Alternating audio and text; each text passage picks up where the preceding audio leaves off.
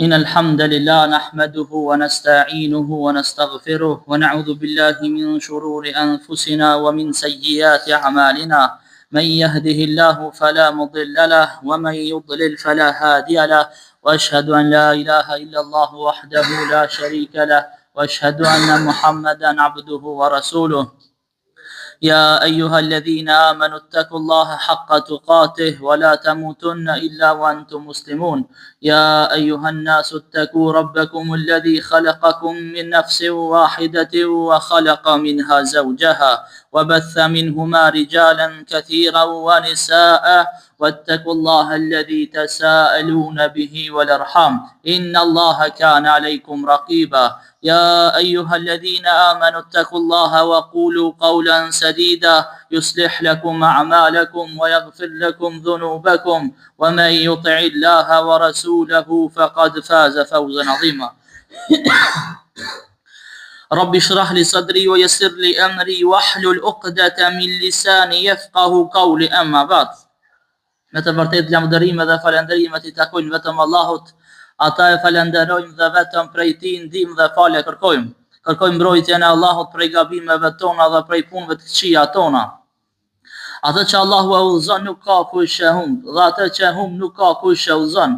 Dëshmoj se nuk ka Zot tjetër që meriton të adhurohet pas Allahut dhe se Muhamedi alayhi salam është rob dhe I dërguar I Tij. Jemi tek historia e njeriut më zgjedhur të Allahut. Jemi tek historia e Muhamedit alayhi salam. E cekëm se Kurani, Allahu subhanahu wa taala ka zbrit Kur'anin Muhamedit alayhi salam për 23 vite. Shpallja në Mekë, e cila ka zgjatur për afërsisht 13 vite, dhe shpallja në Medinë, e cila ka zgjatur 10 vite të plota. Pastaj shpallja në Mekë ndahet në 3 periudha. Periudha e parë është thirrja e fshehtë në Islam, që ka zgjatur 3 vjet. Pastaj thirrja e haptë që është bërë banorëve të Mekës, thirrja e haptë në Islam. Edhe etapa e tretë është thirrja në Islam që ju është bërë njerëzve jashtë Mekës edhe për hapja e fesë. Pra në përgjithësi janë dy etapa, ndërsa tek etapa e Mekës I ka edhe 3 në etapa. Është e njohur se Meka ka qenë qendër fetare arabe, sa që ka qenë qabja. Në të ndodhej qabja, e cila është krye qendër e idhujtarisë dhe e politeizmit të asaj kohe. Ashtu është qendër e njohshmërisë së Allahut, ndërsa atëherë ka qenë qendër e idhujtarisë. Ka qenë qendër e shirkut, ku e kanë hidhur Allahun subhanahu wa taala. E ka qenë urtësia e Allahut, ka qenë mençuria e madhe e Allahut në atë që interpretimi I shpalljes në fillim që mu bë fshehur aze. Kështu ka thënë Allahu subhanahu wa taala. Kështu Allahu e ka pa të arsyeshme që njëherë pejgamberi alayhis salam I thirr njerëzit të fshehur aze. Është gjë natyrshme që Muhamedi alayhis salam mësimin mbi Islamin njerë mja u paraqit njerëzve të vet, familjes vet, shokëve të vet, miqve të vet. Ai thirri që ta pasojnë bindjen e tij, e pastaj e thirrje edhe secilin që e njehte mirë, edhe që e dinte se është njeri I mirë, e thirrte në Islam. Në fillim pejgamberi alayhis salam kështu, I thirrte këta njerëz. I thirri ata tek të cilët ishte I sigurt që e duan Allahun një, që duan të vërtetën dhe e dojnë drejtësinë edhe njohin drejtësinë. E Muhamedi alayhis salam me të gjitha virtytet edhe vetitë e tina, I thirrte njerëzit në Islam dhe në njohshmërinë e Allahut. Për të parëve, apo e para që e ka pranuar Islamin, është gruaja e pejgamberit alayhis salam, nana e besimtarëve, Hatija e bija e Huwailidit radhiyallahu anha, bashortja e pejgamberit alayhis salam. Pastaj e ka pranuar Islamin edhe Zaid bin Harith. Pastaj e ka pranuar Islamin edhe Ali ibn Abi Talib, halifi I 4 I muslimanëve, prej halifëve të drejtë. Ishte kushëri pejgamberit alayhis salam, djalmidhja kishte pejgamberi alayhis salam Aliun radhiyallahu anhu. Pastaj në fund të kësaj etape për të parëve e ka pranuar edhe Ebu Bekri Siddiku, Ebu Bekri I besueshmi. Pas pranimit e Islamit, Ebu Bekri filloi aktivitetin e vet. Sa ka hyrë në Islam, njëherë me vepër, njëherë me punë, njëherë me thirrje në rrugt të Allahut, mi thirr njerëzit në Islam. Se Ebu Bekri ishte person i përshtatshëm, ishte i dashur tek populli, ka ndeshur populli, ka qenë i butë. Dhe ka qenë i nderuar tek populli vet. Njerëzit kërkonin këshilla nga Ebu Bekri, sepse ishte i ditur dhe kishte eksperiencë të madhe. Ky filloi të thirras në Islam ata të cilët i njehte mirë, me të cilët shoqërohej edhe të cilët kishte besim. Prej Ebu Bekrit pastaj e pranoi Islamin Uthman ibn Affani, Zubair ibn Awami, Abdulrahman el-Aufi, Talha ibn Ubaidullah. Këtë janë këtë që Allahu subhanahu wa taala i ka përgëzuar me xhenet prej dunja, Allahu i ka përgëzuar se do të jenë prej banorëve të xhenetit. Pastaj ndër muslimanët e parë ishte edhe Bilal radiallahu anhu, Bilal bin Abi Rabah, që ishte prej Abisinias, Etiopijës së sotshme. Pastaj e pasojnë edhe Abu Ubejde Gjerrahu, Ubejde bin Harith, Saad al-Adawi, motra e Omar ibn Hattabit, edhe shumë të tjerë, edhe disa të tjerë në fakt. Këta kanë qenë muslimanët e parë, njerëz nga familja kureshite. E Ibn Hishami ka numëruar 40 që ka qenë prej të parëve që kanë pranuar Islamin. E prej këtyre 40 dhe edhe disa prej atyre që i cek ata shon. Thot Ibn Isaku, pastaj populli filloi me pranu Islamin, edhe meshkujt edhe femrat. Kështu që në Mekë nisi mu fol për Islamin. Se deri tash këtë qendër e idhujtarisë, hala është qendër e idhujtarisë, e shirkut. Duke besuar shumë zota, duke adhuruar shumë puta, tash erdhi koha që në Mekë mu fol për Islamin, mu fol për njohurinë e Allahut subhanahu wa taala, mu fol për të vërtetën, se Islami është e vërteta. Islami është feja e vetme e pranuar te Allahu subhanahu wa taala. Inna ad-dina 'inda Allahi al-Islam. Me të vërtetë, se feja e vetme e pranuar tek Allahu është Islami. Dhe thot Allahu në Kur'an, kush kërkon fe tjetër përveç se Islamit, ati nuk do t'i pranohet, edhe ai do të jetë prej të humburve. Të gjithë njerëzit e përmendur, fshehu razi kanë pranuar Islamin. E pejgamberi alayhis salam takohej me ta në vende të caktuara dhe u akumtonte Islamin, u akumtonte shpalljen larg syve të botës, larg njerëzve.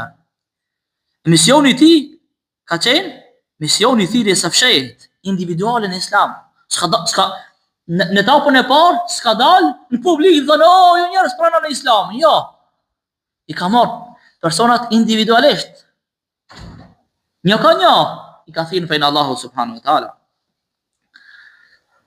Pas zbritjes ajeteve të para të surës Muddathir, ja ayyuhal muddathir, shpallja ka vazhduar rregullisht. Allahu ka shpall ajete, ka shpall sure të shkurta. E ndër urdhat e parë, të cilët janë shpallë në fillim të zbritjes të shpalljes, në fillim të zbritjes së Kuranit, ka qenë urdhri për faljen e namazit. Muqatil ibn Sulejman thot se Allahu subhanahu wa taala në fillim të Islamit e ka caktuar namazin 2 recate ditën edhe 2 recate natën. Allahu ka përmendur në Kur'an, dhe Zotin tënd më adhuroje dhe lavdëroje në fund edhe në fillim të ditës. Çështo, Allah nuk kanë bë obligim 5 kohë namaz. I kanë fal vetëm 2 namazë në ditë. E thot Ibn Hajeri, dihet me siguri se pejgamberi alayhis salam është fal edhe para Isras. Edhe para se mu bo fars namazi në Isra. Mu ngrit pejgamberi alayhis salam qiell, në 7 qiell, është fal namazi, një pas janë fal 5 kohë namaz. Janë fal 2 namazë në fillim edhe në fund të ditës. E Ibn Hisham i thëjtë se pejgamberi alayhis salam në kohën e namazit shkonte me shokët e vet në një gryk mali, pra larg njerëzve, ku e falin namazin fshehu razi, që mos të shifte populli. Abu Talib njëherë kishte pa pejgamberin alayhis salam duke u fal. Dhe Ali radiallahu anhu duke u fal, për këtë e ka qortu. E ka qërtu Ebu Talibi pejgamberin alayhis salam dhe Aliun. Por kur e kuptoi se për çka është fjala, Ebu Talibi e urdhëroi që të jetë i qëndrueshëm edhe mu kanë i patundur. Edhe pse Ebu Talibi nuk e pranon Islamin. Kishin kaluar 3 vjet edhe kështu pejgamberi alayhis salam duke thirrë në Islam fshehuraze. Duke thirrë në Islam individualisht. E në këtë periudhë ishte formuar një grup besimtarësh të mbështetur në vllazëri dhe në ndihmë të ndërsjellë ndërmjet vetë. Me detyrë që ta interpretojnë dhe ta përhapin fenë islame. Këto që kishin pranuar Islamin, se ka se mirë kanë dalë në veprim. Mirë kanë dalë në davet edhe në thirrje, që mi thirr njerëzit në Islam individualisht. Pas periudhës së parë që ka qenë fshehuraze, pastaj vjen periudha e dytë e shpalljes, periudha publike në Islam. Mi thirr njerëzit haptaze. Pas zbritjes së ajetit kuranor, ku Allahu subhanahu wa taala urdhëroi pejgamberin alayhis salam dhe paralajmëroi farefisin tënd më të afërm. Pejgamberi alayhis salam më së pari u bëri thirrje fisit të vet, Banu Hashim, Hashimitëve. Edhe erdhën, ju bëni thirrje atyre dhe ata erdhën. Edhe me të ardhën edhe disa antarë të fisit Banu Mutalib, gjithse ishin 45 veta. Kur i thiri pejgamberi alayhis salam Hashimitët, popullin fisin e vet, Ebu Lehebi ke maj shpejti, mija shkoj aty. Dhe tha, këto janë tha xhaxhallarë dhe djemt e xhaxhallarëve tuaj ti fol. Tha hiqu fjalëve boshe dhe di se nuk ke kur një farë të drejtë mbi këtë popull arab. Thot, unë këtu ka më tej për drejtë se ti. Thot, mos e prek farefisnin e babait tënd. Nëse vazhdon në ato që ke filluar me thirrje, ata do ta kenë shumë lehtë me të braktisë tyje. E në këtë do të ndihmojnë edhe arabët e tjerë. Thot, nuk një askën tjetër i cili i ka shkaktuar dëm farefisit vet më shumë se ti. Pejgamberi alayhis salam heshti gjatë gjithë kohës në këtë vim heshti pejgamberi alayhis salam, nuk e tha ato që dëshironte. Andaj i thiri për zytë herë. I thiri më mbledh popullin e vet, fisin e vet, edhe një herë. Edhe kur ardhën dhe u mbledhën këtë, penis falimin pejgamberi alayhis salam. Po thot falëndrimi takon Allahut. Thot atë e lavdëroj dhe tek ai mbështetem. Thot ai atë e besoj, tek ai kërkoj strehim dhe dëshmoj se nuk ka zot tjetër përveç Allahut. Mi thot se këto putat e juve që ja dhëroni këto janë të kota. S'ka zot tjetër përveç Allahut. Thot një të vetmit i cili nuk ka shok. Dhe vazhdon pejgamberi alayhis salam fjallimin dhe po thot: udhëheci thot nuk u do me gënjë popullin e vet. Thot pasha Allahun, pas të cilit nuk ka zot tjetër. Thot unë jam pejgamberi i Allahut, i juaj i veçanërisht, Allahu ka dërguar tek ju. E i të gjithë njerëzve në përgjithësi. Thot pasha Allahun, të gjithë ju do të vdesni sikur që vini me flajt. E të gjithë do të ringjalleni qashtu që zgjoheni prej gjumit. Thot dhe gjithë se si keni me dhënë llogari për veprat e juaja, kurse shpërblimi do të jetë xhehenemi i përjetshëm ose xheneti i përjetshëm. Pastaj Ebu Talibi tha, ne nuk kemi nevojë për ndihmën tënde. Jemi gati të pranojmë këshillën tënde. Ne më së tepërmi të besojmë. Ja këto thot së bashku është tërë farefisnia dhe familja e babës tënd. Dhe unë jam njeri prej tyre, edhe pse nuk do të jemi pari që do të pranoj ato që dëshiron ti. Por shko dhe bën ashtu siç e urdhëroi. Thot pasha Zotin, unë kam të mbrojt. Çish ku mbrojt më herët kam mbrojt. Edhe mos arena.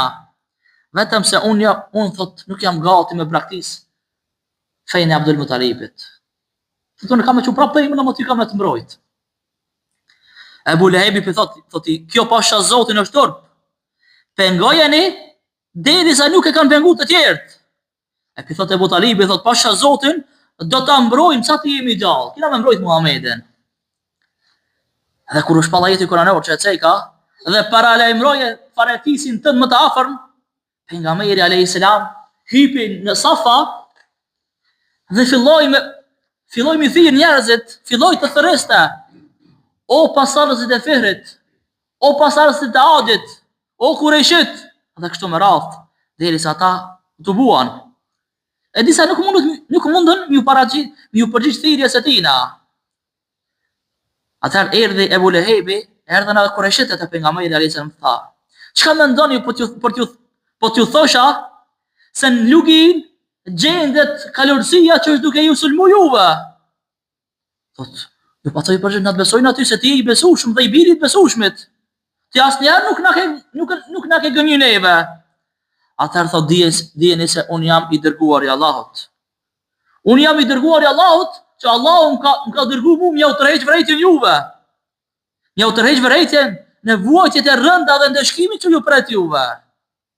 Atëherë Ebu Lehebi tha, shkof pa hoqë ditë, pjesa tjetër e ditës tyje. A për këtë thot na ke thirr?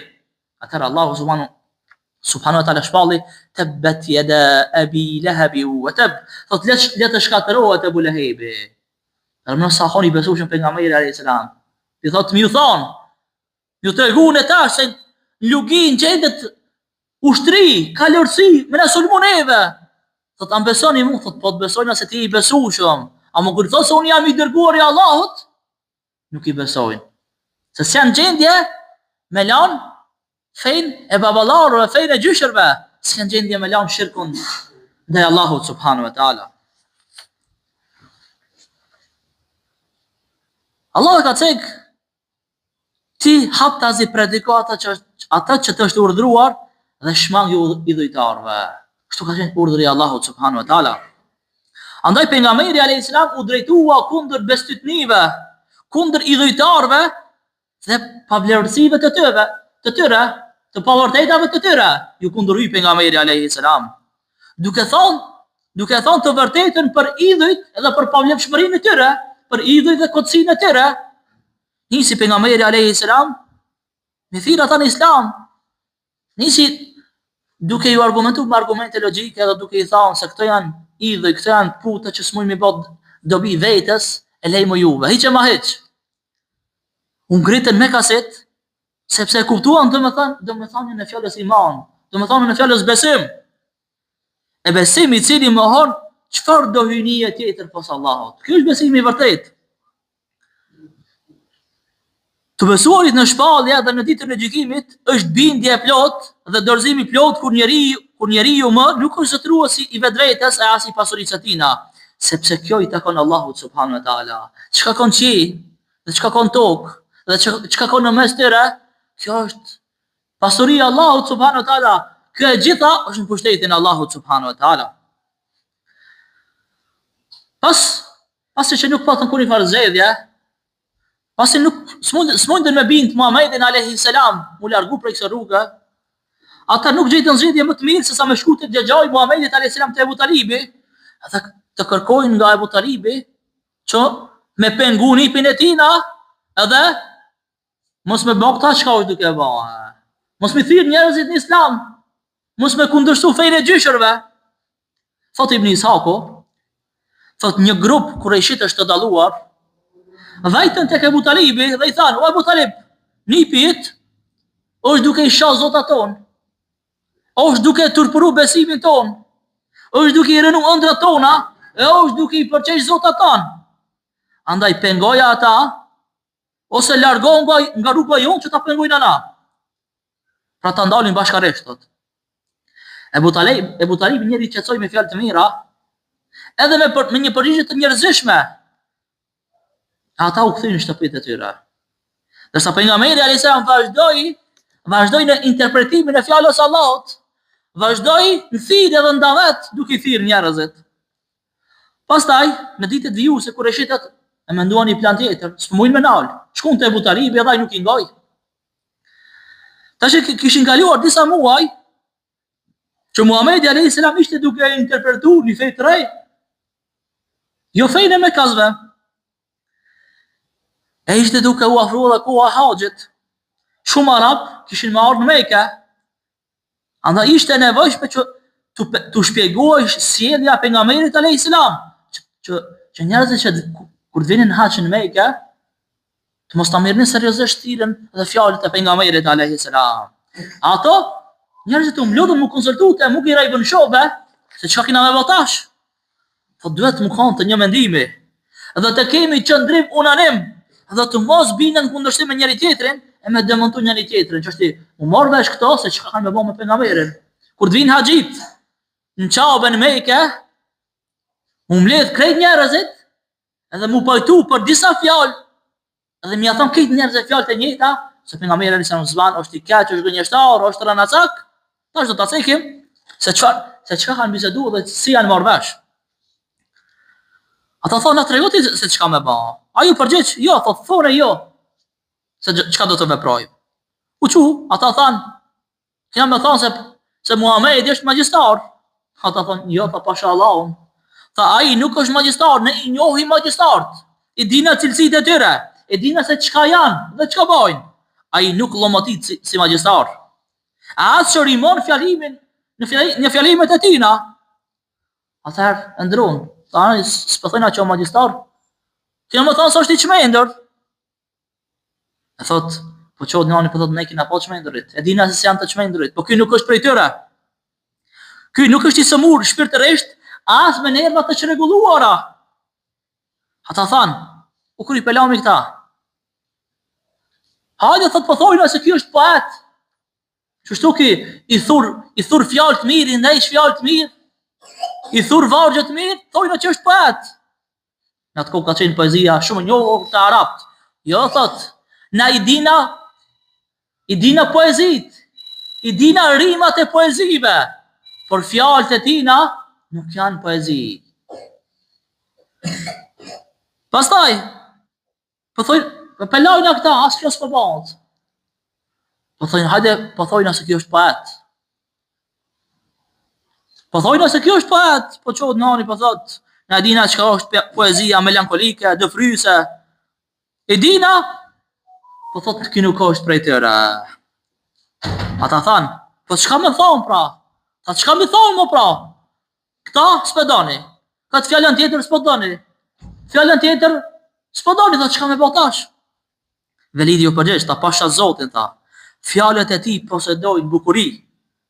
Bazën e kanë të stolisur dhe të frytshme, ndërsa përmbajtjen e kanë të mençur, të arsyeshme dhe të përtuese.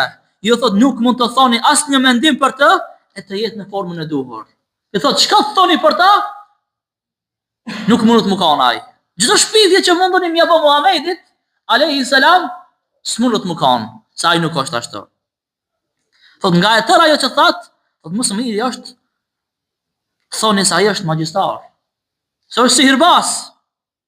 Se fjalët e cilat i flet janë magji se hire, dhe thoni se ai e ndon babën prej birit, e don burrin prej gruas. U vendos që mi janë qitë këtë biftarë dhe mi abo këtë shpifje pejgamberit alayhis salam, që kur vinë haxhit, u mbledh këtë populli, këtë idhujtarët e Mekës, se cili i ri që t'hije në Mekë, këto mu mbledhe dhe mi thonë se kjo është sihirbas.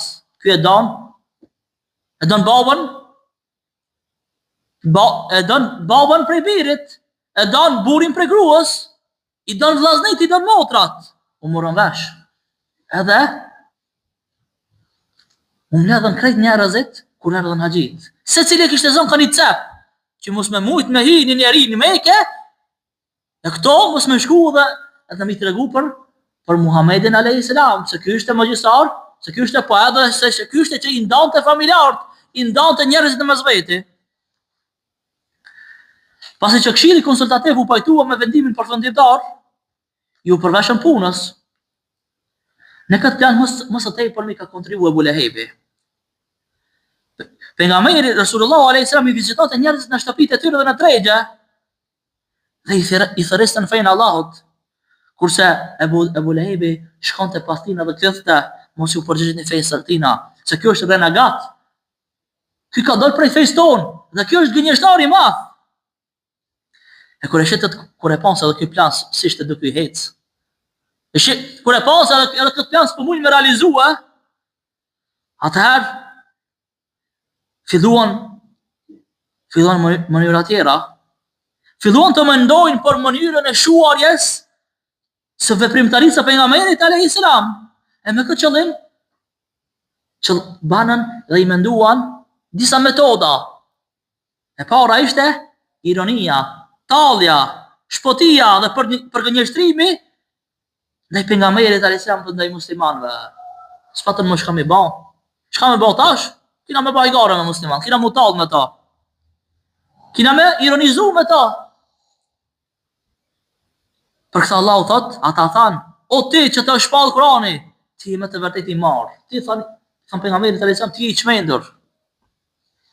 Filluan ta poshtrojnë pejgamberin alayhis salam dhe muslimanët me fjalë fyse, me fjalë më të këqija që kanë ekzistuar. Akuzon pejgamberin alayhis salam me akuza shumë të rënda. Duke i thonë se ishte i marr, ishte i çmendur.